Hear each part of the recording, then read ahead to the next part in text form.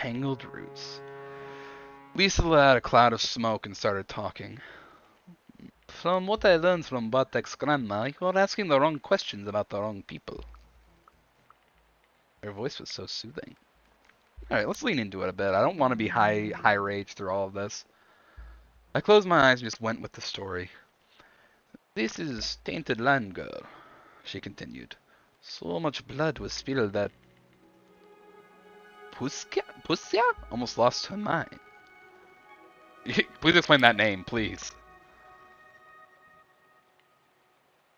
Pusya was one of the words for forest. The Polish had lots of those, but she used it in a weird way. Pusya was one of the words for forest. Polish had lots of those, but she used it in a weird way. Why do you call the forest Pusya? Isn't yes the right word? I call her Pusya, because it's her proper name, she huffed. Lass is to Puska what dog is to wolf. Domesticated, enslaved, used. Pusya is the primeval forest, one untouched by humans, primal, strong, and feared. There was admiration in her voice, and I realized that the words sounded like the rustle of leaves, like the wind. Pushka. As I was telling you, Pusya almost went mad, and it's not wise to wake those spirits, especially not now. Spirits, you say? I like spirits. You mean the dead? I asked. She looked at me with those uncanny eyes. Her gaze was almost unbearable, hard, with anger smoldering somewhere deep within it, ready to jump at my throat. Then suddenly, something changed. She sighed heavily. You have no idea, do you? About what?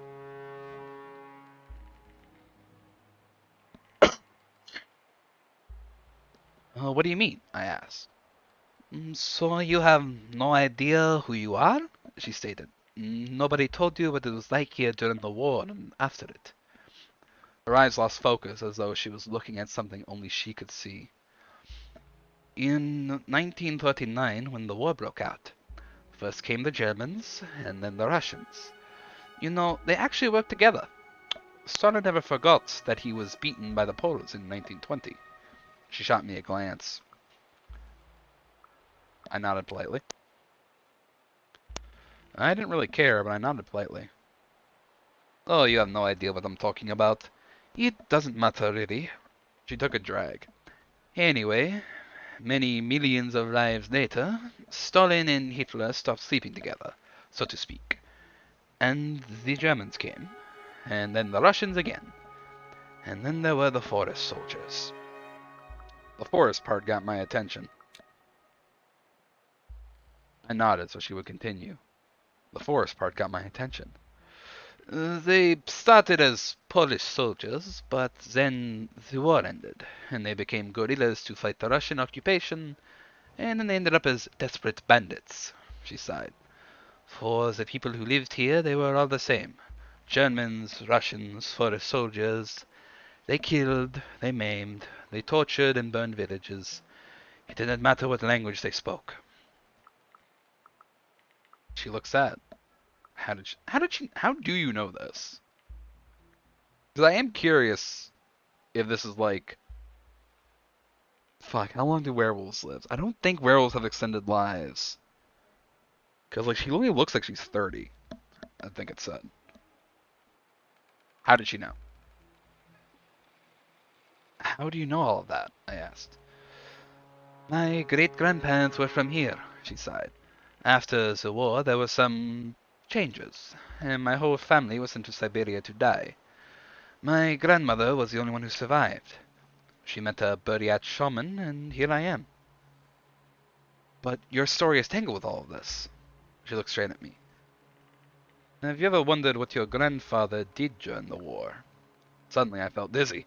Shit, I don't have the willpower for this, man. I wanted to answer, but suddenly I felt dizzy.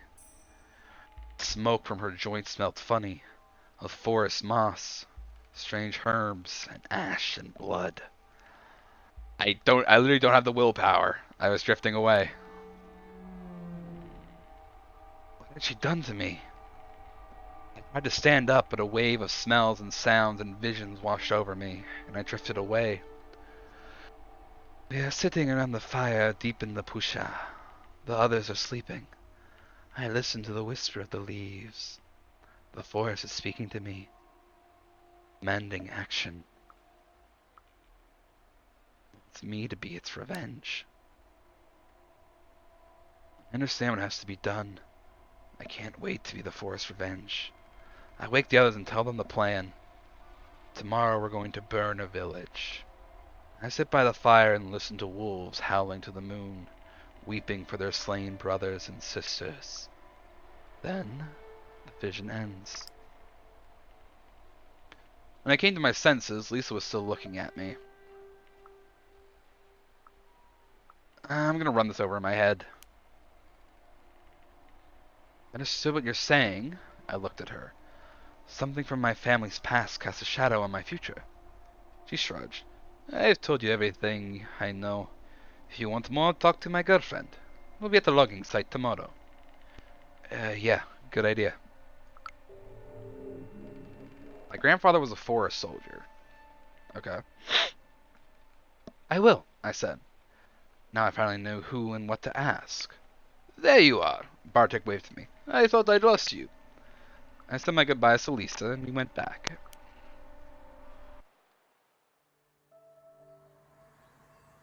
I feel like I'm gonna need to, like, get some more willpower for tomorrow. The bison statues were watching me with their creepy, painted eyes, as though they knew me. Alright, new friends, hidden tensions. Village center. A bird of many colors. This is such a nice village, exclaimed Anya as we walked along the quiet street. Nothing moved. The heat was stifling. The village was really quaint. It's quaint, I carefully admitted. Is that a nice way of saying it's a shito? Bartek made a disgusted face, and he burst out laughing. I was thirsty. Let's get something to drink, I proposed. I'm parched. The local store was a large mini-mart with all kinds of goods, from beer and vegetables to notebooks and pens. There was a bench near the entrance. On it were a few local drunks. They looked colorful, so I waved at them as we passed. Oh, one second.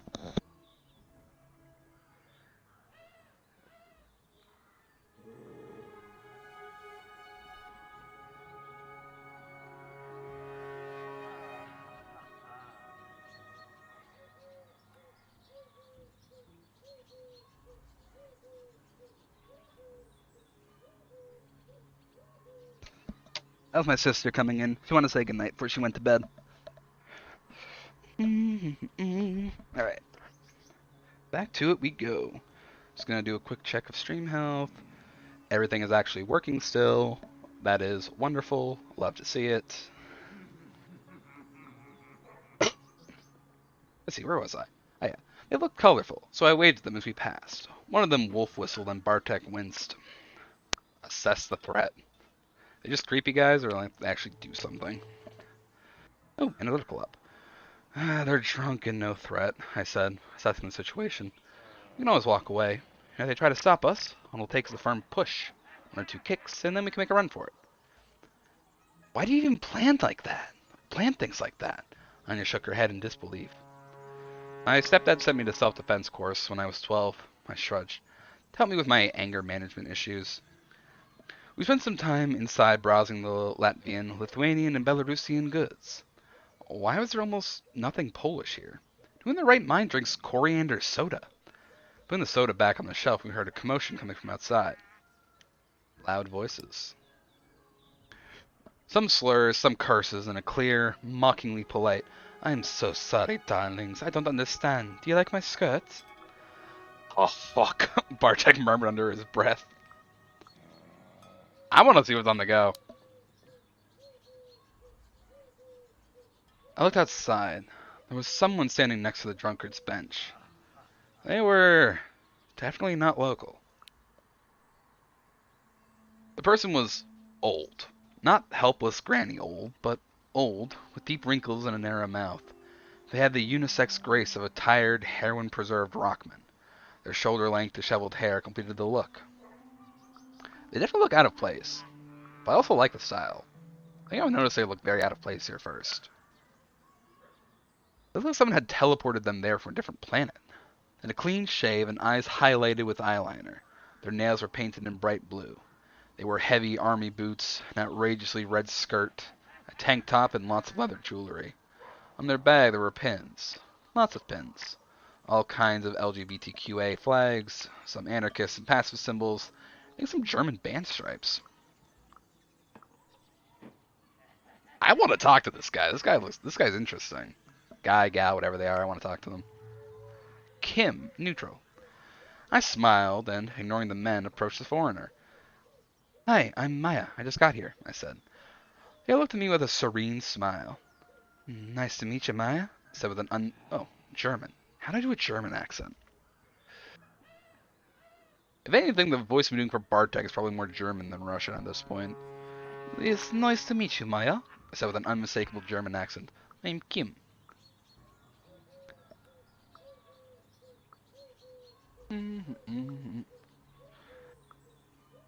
These guys giving you trouble? Are they bothering you? I asked, trying to make my voice as polite as Kim's. It wasn't that hard. My heart was beating fast, but I had it under control. Oh, the person shined a blissful, mocking smile at the men. Oh, not at all. Oh, why would they be? Hey, someone said suddenly from behind our backs. Kim smiled and the men on the bench stiffened. I turned around. It was Lisa. Oh shit, it's Lisa again. You should stop drinking that moonshine. It makes you pick fights you can't win, she said. She looked ferocious. And the drunks started explaining themselves. Look at this, Hazunia, said one of them, gesturing towards us. For the last fucking time, the name's Lisa. She was furious. And this is my friend. You're to leave them alone. Got it? The drunkards mumbled and went back to drinking. Thanks, Lisa, Kim said in English. You shouldn't have. Oh, but I wanted to. Hi, Lisa. I waved at her. Actually, I think I saw relief in her eyes and she looked at me. Hi, Maya. I was worried you'd gotten yourself into trouble there. So, will you join us on the anti-logging protest tomorrow? She asked me after a while. Why were they logging in the national park? Yeah, why are they doing that? Wait, isn't this place like a national park? I asked. Why are they logging here? You'd think they'd leave the old forest on the continent, the beating heart of it alone, wouldn't you? She looked at me with a grim expression. There's illegal logging here, Anya chipped in. Wood is money, and there's plenty of wood in this forest. I'm gonna let the rage come in here. I couldn't see the forest from there, but suddenly I felt very aware of its presence. I also felt something else deep in my stomach, spreading through my veins. Anger. Like a wave of heat coming from the heart of the dark, ancient forest. A word appeared in my mind, a strange one that was neither Polish nor English. Kaljira. Lisa looked me in the eyes and spat on the ground. I'd eat those greedy bastards alive. I noticed Kim watching me. I felt like I was being watched. When I looked up, I saw Kim observing me with a curious expression. They knew what had happened to me. I realized they knew I just felt a strange connection to the forest. Tell me, I asked. I know you have strange dreams, they whispered. I suspect the forest is reaching out to you. They leaned closer to me. It runs in your blood.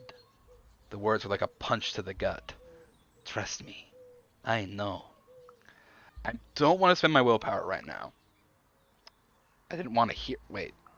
No, I want. No, okay, fuck this. I want to know. Who am I asked quietly. You can see the invisible, they said, looking me in the eyes. You'll find the way. Suddenly, I felt confident. Oh, fuck yes. A sudden surge of confidence. I wasn't making that up. I met someone who knew about my dreams. There was something strange in my family history, and there were people who knew what was going on. Before I could ask more, Anya and Bartek approached, and Kim shook their head, silencing me. Meet us tomorrow at the logging site. They blew me a kiss, put their arm around Lisa, and walked away. Time for us to leave as well. Kept looking over my shoulder, but no one was following us. We called it a day and went back. Take a minute to just check my character sheet. I haven't looked at it in a while.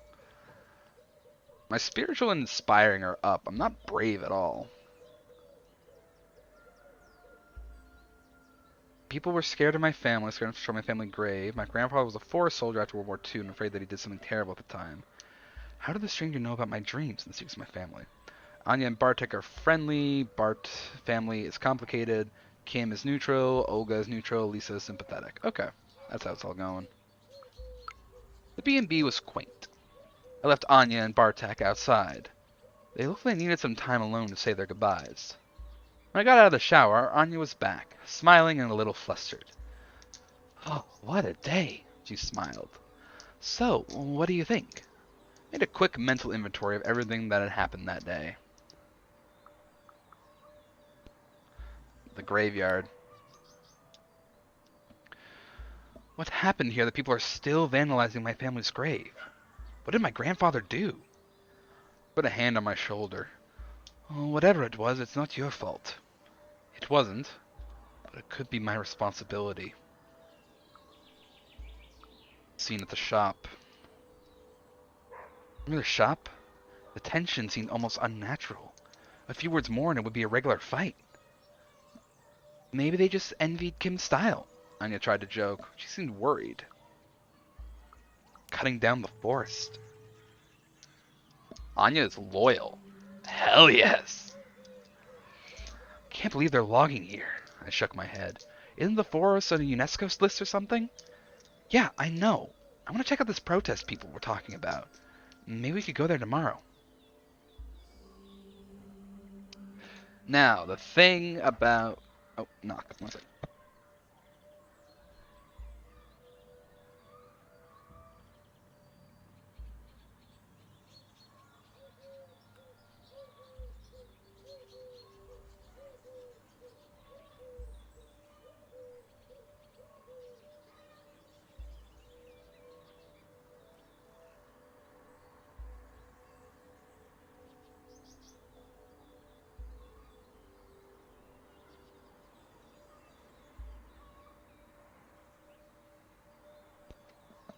That's my sister again. I thought she was gone to bed. No, my cousin dropped by to say hi, so I just went up to say hello while she's here.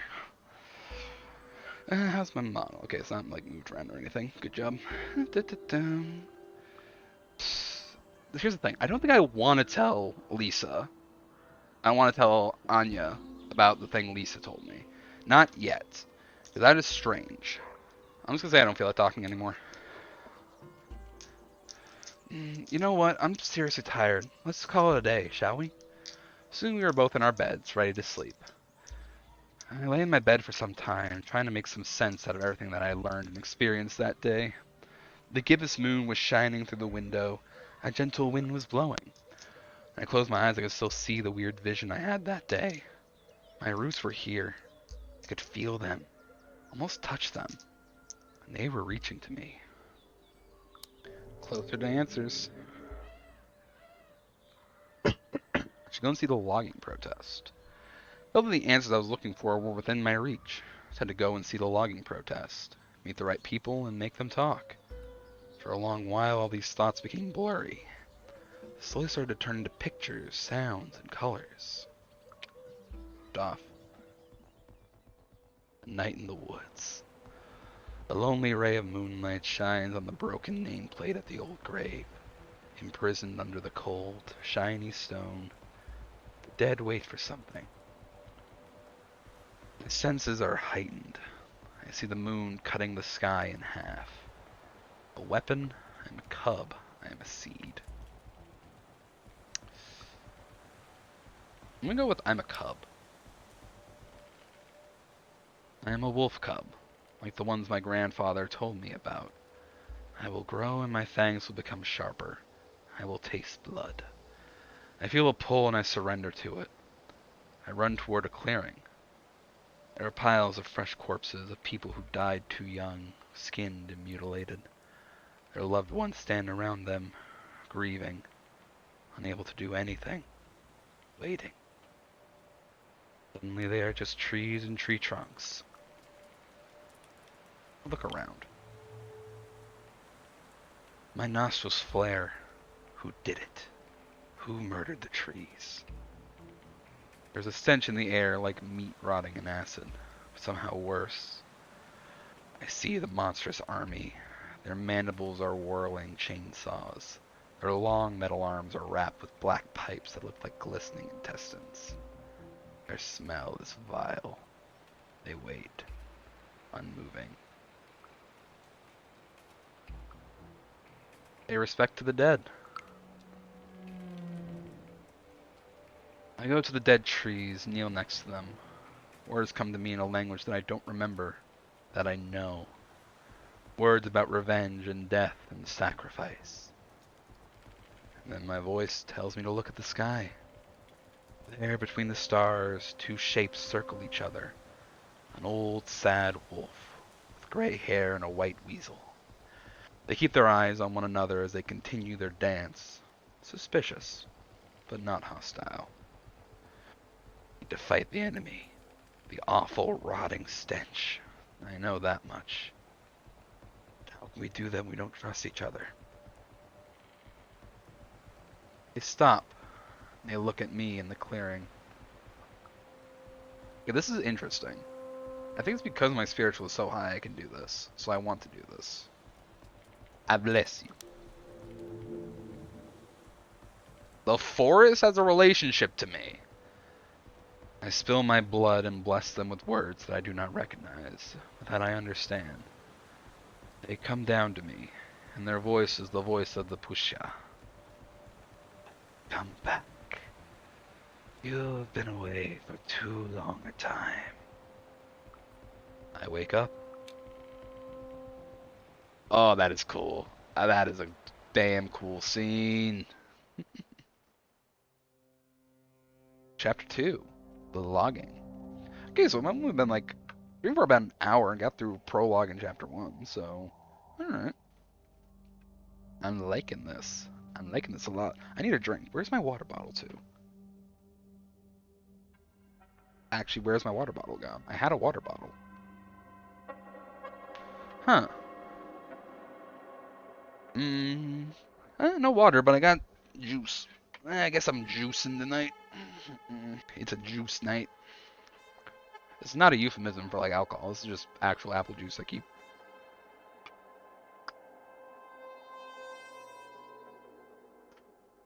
Ah, good drink.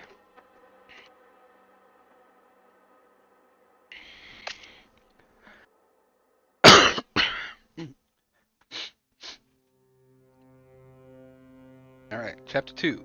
Logging. The day after.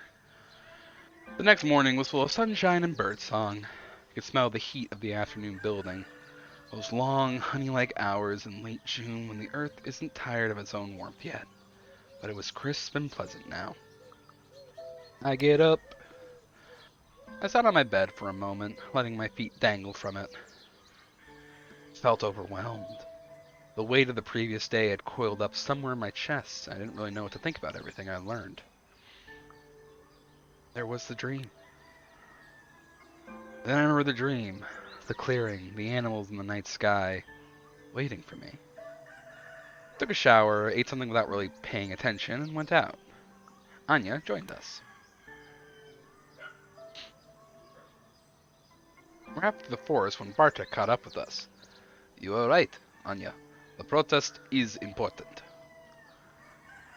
Protest, activists, answers.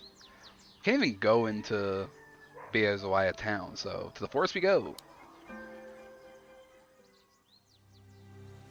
against the machines. As I walked towards the logging site, I noticed there were more people heading that way. A police car, a couple of SUVs, a TV truck, young people on bicycles, a green Land Rover from the Forest Services. When I got to the site, it felt utterly surreal, like I'd stepped onto a movie set. Anya looked around. So, what's the plan? We need to find the others. Lisa and Kim should be around here somewhere. There was someone I had to find and press for answers. Kim. You know, when we met at the store, Kim had said that I should meet their friends here, wanted to learn more. I looked around. Ooh. On my right was the ancient forest, and my left was the freshly torn clearing. Ahead of me, ruining the view, were huge logging machines and a group of people arguing in their shadow. I thought the machines were sucking the life out of the air, but they were a wound, just a piece of equipment. I looked at everyone. There were people there too. The loggers were sitting idly on the tree trunks, sharing cigarettes. The police that stood between them and a colorful group of protesters were visibly uneasy and twitchy. I saw some reporters who were clearly bored because no one was doing anything interesting. The harvesters loomed over the clearing, reeking. There was a familiar face among the protesters. Kim was standing next to a vaguely military-looking man, who was arguing with Olya from the cemetery. The protesters were clearly conflicted. They need some advice. Spiritual is up. My spiritual is almost maxed up, man. Let's see. I have 7 dots in spiritual, which by World of Darkness terms is really fucking high. They were foolish, losing the sight of the big picture, and someone should tell them that. Might as well be me. One of the police officers, young and nervous, said something I didn't fully understand. I smiled. Police are sympathetic. I smiled at him and said, I don't understand, in my best Polish. He smiled back. Oh, he said, you're one of them, and then let us go. And then I noticed that someone joined us. And then I noticed that someone used the commotion to sneak with us past the police. A girl with disheveled, bleached-out hair. Don't worry, she patted the officer on the arm. It was an awful pick-up line anyway. He recoiled. You shouldn't touch me, ma'am. What? Roll eyes. Pat is neutral.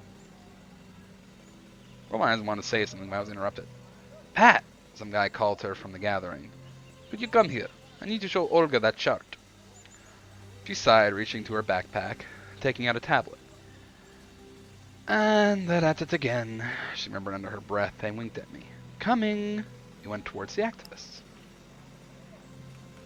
As I walked towards Kim, I heard more and more of the argument. Olga, you can't! The man was speaking with a strong German accent. Pat sat next to him with her tablet. She looked a bit amused. Do not fucking tell me what I can or can't do, Colonel. Olga interrupted. I can, because they are destroying our mother. I can fight with all the means at my disposal. If that means burning those harvesters to the ground. A slender, green-eyed man was standing near her. Took a few steps back, went towards one of the harvesters, turned his back on us all, and pissed on the machine. Olga smirked. Daniel, you don't have to bring the point home. He looked at her confused. Burn the harvesters? Cornell asked calmly. In this drought? Olga, are you out of your mind? You know what I mean. We fight them any way we can. Because this is a fucking war, she spat. He sighed. You've never seen a real war, and it shows. Nobody is shooting at us. And believe me, we want it to stay that way. We need a peaceful protest. I approached Kim. Hey, can we talk? I asked, approaching Kim. Oh, Maya, darling. It's good to see you. They smiled. Maybe you'll be able to convince her. Oh, so I was to take a stand. I looked at them. I looked at them both. Olga with her fury and passion, Cornell with his cool professional demeanor. Share without any and shared on any reservations I felt about the situation.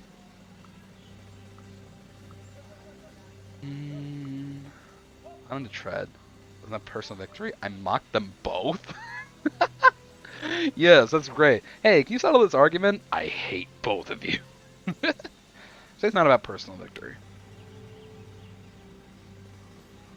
Oh, how? Okay. Spiritual up, Olga cautious, Cornell unfriendly, Lisa neutral, Daniel. I need to read all that. So much has changed there. Daniel cautious, Kim sympathetic, Cornell unfriendly, Lisa neutral, Olga cautious, Pat sympathetic. Okay. Honestly, there are a lot more solutions than violence, I said in a clear voice. I think that saving the forest is more important than winning a war or a dispute. Kim shook their head and moved forward. Olga, darling, you know I love you, but Cornell really knows what he's doing. Please, trust me on that one. They looked at her apologetically. Yeah, fuck off, Kim. You even trust me enough to come here on your own when I asked you to. Lisa looked him straight in the eye.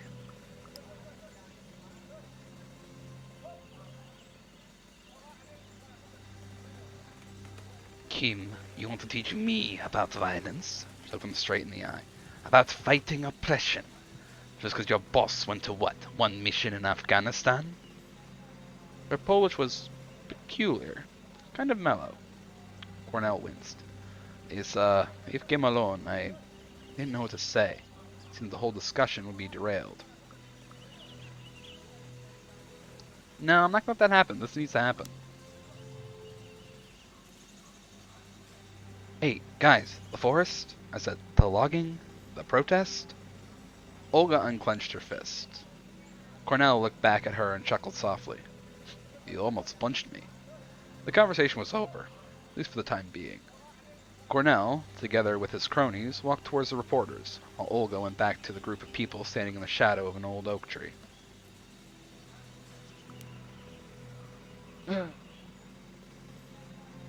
Puisha is sympathetic. Looked at the Puisha. It's a clearing full of felled trees like a gaping, bleeding wound in the chest of a friend. Had to do something. Looked at my friends. We have to stop this logging. Yes, just like Olga said. Anya nodded, excited. What they are doing is unforgivable, and you have to fight. It's a very complicated situation. Bartek looked thoughtful. I like what that guy Cornell said, that we should proceed peacefully, not to discourage the public and potential supporters. One group looked at the other. The harvests were dripping with black oil. Forests stood tall, serene, and full of golden light. It looked like it protected itself. With the felled trees, dead, limp, hopeless. We could escalate with Olga, or we go to Cornell and try and get some answers. I'm gonna go for Cornell first. In the limelight. As I approached the group, Kim waved at me. Come here. Took me straight to the leader of their group, the man who was arguing with Olga. Hello, Maya, he said. I see you haven't come alone. He reached out his head. He reached out his hand. What was that about with Olga? What was that argument really about there? I asked. Why? Do you suspect some hidden motives? Couldn't tell if he was amused or suspicious. His eyes were an uncanny shade of gray. Might have been in his early 30s, I thought. Kind of a bad boy? Why were they arguing? Why were you arguing, man? But seriously, that argument looked personal. I looked back at Olga and her crowd. Her heart is in the right place, but her methods are not optimal. Cornell looked me in the eyes. I know why you came to be as wiser. The forest is reaching out to you, because for a long time your ancestors were its servants, and now you're the only one left to pay what they owed. That is, that's one way to say it, buddy. My family left unpaid debts to the forest. Looked at him, skeptical, and seemed to believe it. The important question is, he looked at me intensely, do you want to help? I had no time to answer. Before I could say anything, I heard a commotion and turned around. The reporters were coming our way, but their cameras were switched off and pointed at the ground. Why weren't they filming? Funny. They should be taking photos or filming the protests. I couldn't remember if they were when I arrived at the site. So, asked Cornell, a hint of impatience in his voice. The reporter shook his head and grimaced. Sorry, everyone, we can't do anything. I'm not allowed to cover what's going on here. What do you mean? What do you mean you're not allowed? Who said so? Everybody was looking at me. It felt weird. Porter shrugged. The people who can send an officer your way who kindly ask you to hand over your memory card. Or else. Go figure, girl. A moment of tense silence. Then it all came together. Suddenly I understood the dream. That was the moment I was destined to intervene.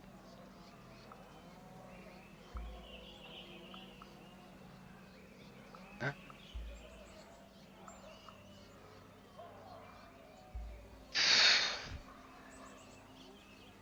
Protest is too quiet. Because they make the reporters understand. Matter of principle. No way, I said, shaking my head. No fucking way. I couldn't quite place the look on Cornell's face. Enjoyment? Interest? Wariness? I'm gonna try and let my rage down a little bit, because this is not a social situation. He looked older than he was, like he'd seen it all 1,000 times before. I felt my resolve falter. Well, this is the reality here, he said finally. The media will cover anything that is violent and then present us all as eco-terrorists who should be locked up in prison. We need to prove that we're not terrorists. Look at the reporters. They were a bored bunch from competing media outlets thrown together by circumstance. They convinced them that we weren't terrorists. You know what? Let the forest talk through me. Let Pusha have her say. You're going to stand there and watch as our mother is being killed, I asked. And for a moment I was surprised how clear my voice was. The loggers don't respect the forest. They don't respect the spirits and tradition. They came here to destroy, but they don't realize that in the long run, their own survival depends on the forest. Had an effect. It's not the one I'd hoped for. That was exactly the new age bullshit I was hoping for. Turned and saw a journalist lowering their camera. There was a sticker on it with the logo of the national TV station.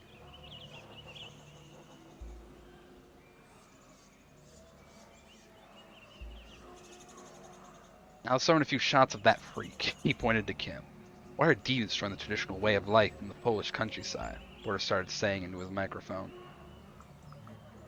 No, I'm gonna need some help with this one, man. What's up with you? I asked the other reporters. Have you lost your spark? Have you forgotten why you do this job? I held my breath.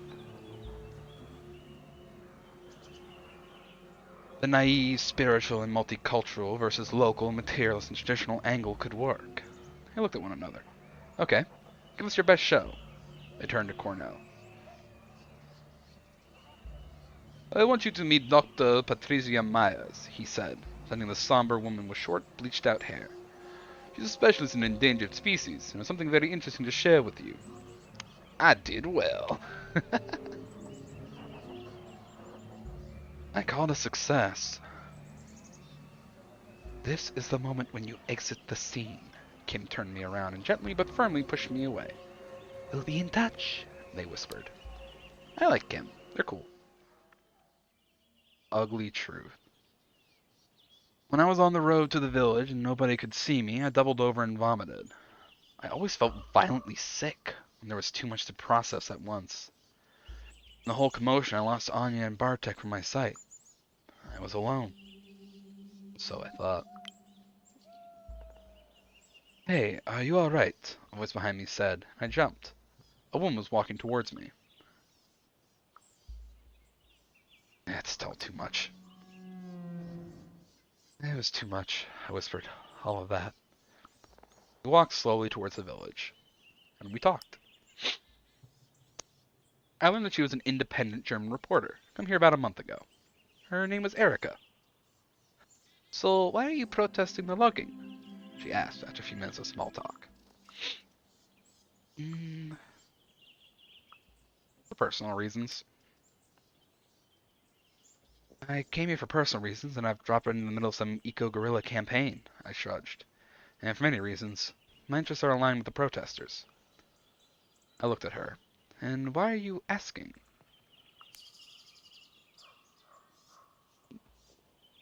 Do you know why they are cutting down the trees? She asked back. Because you do know that logging is done by a government company, the state forests. I had no idea. Back then, I knew very little. Just what the others have told me. She reached for her notebook.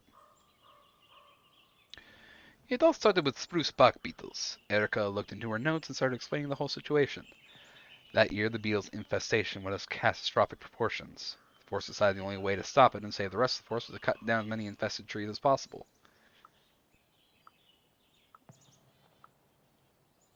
But was the logging legal? I wanted to know. Opinions differ, but such massive logging in UNESCO-listed area might be illegal, Erica answered. Cutting down the trees necessary? Is it the only way to stop the infestation? Mm. The foresters state this is the only way, she said. Some biologists argue they are cutting wrong trees and doing it too late to change anything. So, can they remove the dead trees? Maybe if they remove the dead trees, the infestation wouldn't spread? Trying to find a solution. They might do that. But dead trees are what makes the forest unique, Erica smiled. There are 20 times more species living on a dead spruce tree than on a live one. So, do they have to intervene at all? Couldn't they just leave the pushka alone, let nature take its course? That's one of the options, Erica admitted, but there's a drought, and no one is sure if the forest would survive on its own. It's a complex situation, but that didn't mean that I should step back, or that Erica was deliberately playing the devil's advocate. Let me try and understand. I see that you're trying to show me the whole picture, and I appreciate it. I sighed. Hope there would be an easy answer. I'm just doing my job, Erica shrugged. I describe all aspects of the situation to you, but it's up to you to decide what you want to do. Tough decision. I shook my head. Why did the situation always have to be so complex? At least I was sure that they were cutting down the trees, and the pushka needed my help. I asked her to stop and listen. Stop for a moment and just listen, I asked Erica. We stood there, listening to the birds and the wind and the trees. We breathed in the smell of the forest. We felt the sun on our faces. That's why I cannot let them cut down the trees, I said. Looked skeptical. You're not the only one feeling helpless, she sighed. So don't let the complexity of the situation stop you. Life's always complex, and yet we carry on. I'm not going to rage at this. So, what's right and what's wrong? So, what should I do when I feel that something is wrong? I asked, exasperated. Do you believe that people can be evil? She asked back. They do bad things, for sure. People do really shitty things, I shrugged. Is it just their actions or their nature? I said nothing. What's the matter? She asked. I shared my fear. Something wasn't right with the whole situation. Didn't know what it was, and that scared me. Took a deep breath, and I remembered what Cornell had said. All that mystical stuff. And they said that I have some family debts to pay. I shook my head. It's a lot to take in. There's that foul smell back there. She looked at me with a weird expression. Oh, what smell? How come she didn't smell it? Didn't smell it? The harvesters reeked of something, like meat that's been rotting in acid. Only worse. I couldn't even find the words to describe it, but the memory of the foulness still clung to the back of my throat. swimming in my sinuses. I know what you're talking about, she answered slowly, but I don't think everybody can smell it. I looked at her and raised my eyebrows questioningly. Floof the Floofy. Hello, Floof. Welcome to the chat. How you doing?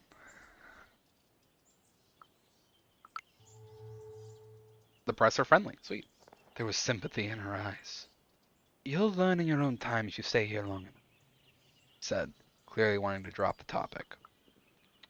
I'll let it go. I shrugged. Cryptic remarks never did anything for me. The situation was complicated enough as it was. I just hoped that hadn't made things worse. Walked on in silence. Pretty good. Hey, well, happy to hear that, Floof. We're playing a game called Werewolf the Apocalypse, Heart of the Forest. It's a visual novel game. It's set in the world of darkness. You know anything about that? And I'm kind of just sitting here reading along and making choices, and we just vibing and telling a bit of a like a thriller novel style. Thriller mixed with horror, that type of thing. Time to regroup. Opened the door, I found Anya and Bartek sitting on Anya's bed. They were a little flustered and were nonchalantly trying to look like I hadn't interrupted anything. Oh, they've been... We lost sight of you, Bartek said apologetically. I'm glad you made it back in one piece. So, how was your day? Anya asked. I met a lot of new people. I met some very interesting people, I said, still excited. Yeah, they look like a colorful bunch, Anya grinned. Bartek rolled his eyes. Colorful and uninvited. They sure are passionate. They argue between themselves more than they argue with the loggers, I added. I'm not gonna give in to Bartek's point here. I don't see Bartek's point. We're dealing with a logging case in a UNESCO World Heritage, which, according to the game world, I haven't confirmed if it's also this case in the real world. The only primeval forest left in Europe is in this Polish site, and it's a UNESCO World Heritage site. And we're trying to stop a logging group that's taking out the trees, but we don't know if those trees need to be cut because of like a bug infestation or what's on the go. And so it's just like a situation we're trying to like figure out, see how it's going.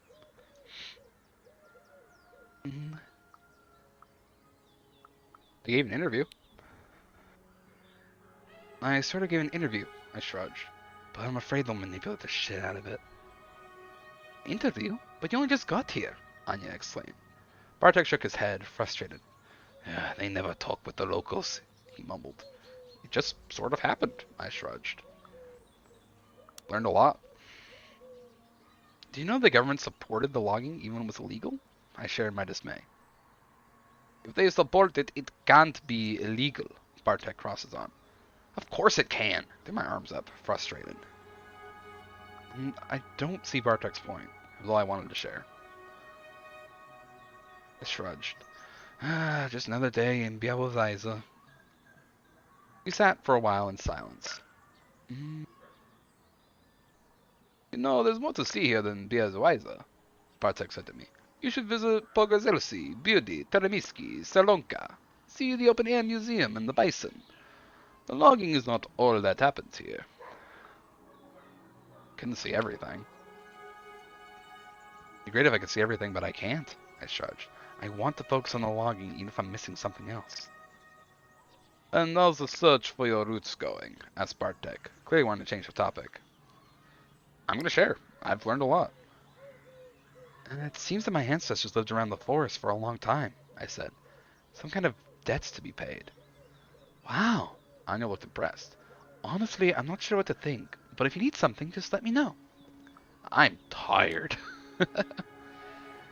Just sat there, looking through the window. The day had been full on and I was exhausted. I didn't notice when I fell asleep.